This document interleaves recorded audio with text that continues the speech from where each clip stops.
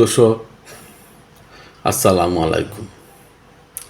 আজ আমার আলোচনার বিষয় নির্ধারিত আছে সংকল্প কবিতা। লিখেছেন আমাদের জাতীয় কবি কাজী নজরুল ইসলাম। কাজী নজরুল ইসলামের সংকল্প কবিতায় কবি বদ্ধ গড়ে থাকতে চান না এবং বিশ্বকে হাতের মুঠোয় পেতে চান। তিনি চান যে মানুষ যেন রহস্যময় জগৎকে অনুসন্ধিত সুদৃষ্টিতে দেখে নতুন কিছু আবিষ্কারের জন্য এগিয়ে যায়। এই কবিতাটি নতুনকে জানার এবং আবিষ্কার এবং অদম্য ইচ্ছাকে প্রকাশ করা নামে হচ্ছে কি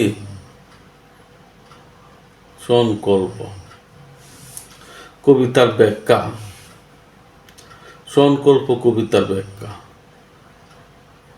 থাকবো না কো বদ্ধ গড়ে, দেখবো আবার জগৎটাকে।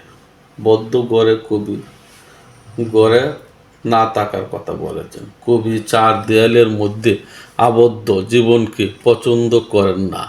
তিনি মনে করেন এভাবে আবদ্ধ থাকলে পৃথিবী বিশালতা ও রহস্যময়তা অজানা থেকে যাবে।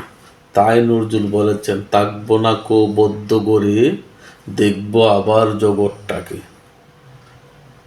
কেমন করে ঘুরছে মানুষ ঘূর্ণিপাকে যুগান্তরে।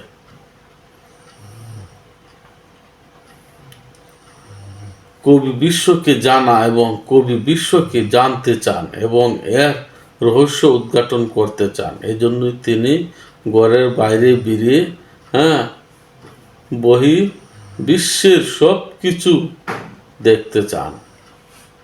তাই নজরুল বলেছেন, বিশ্বজগৎ দেখব আমি আপন হাতের মুঠোয় পড়ে।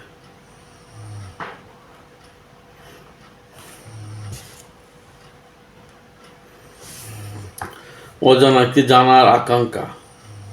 চন্দ্রলোক বলতে কি বোঝানো হচ্ছে?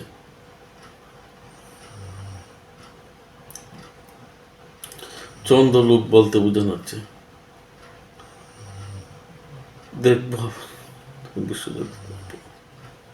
কেমন করে বীরডুবুরি সিন্ধু হসেছে মুক্তায়নে, হাওয়ায় চেরি যাইতে থেকে চন্দ্রলোকের অচিনপুরে। শুনবো আমি ইঙ্গিত কোণে মঙ্গল হতে আসছে উড়ে। কবি এখানে বলেছেন, মানুষ এগিয়ে যাওয়ার প্রবণতা দেখিয়েছেন। যুগের পরিবর্তনের সঙ্গে সঙ্গে মানুষও যে এগিয়ে যাচ্ছে এবং নতুন রহস্য উদ্ঘাটন করেছে। এই প্রকাশ্যতাকে নতুন যুগান্তরের ঘূর্ণিপাক এবং এর সঙ্গে তুলনা করানো হয়েছে।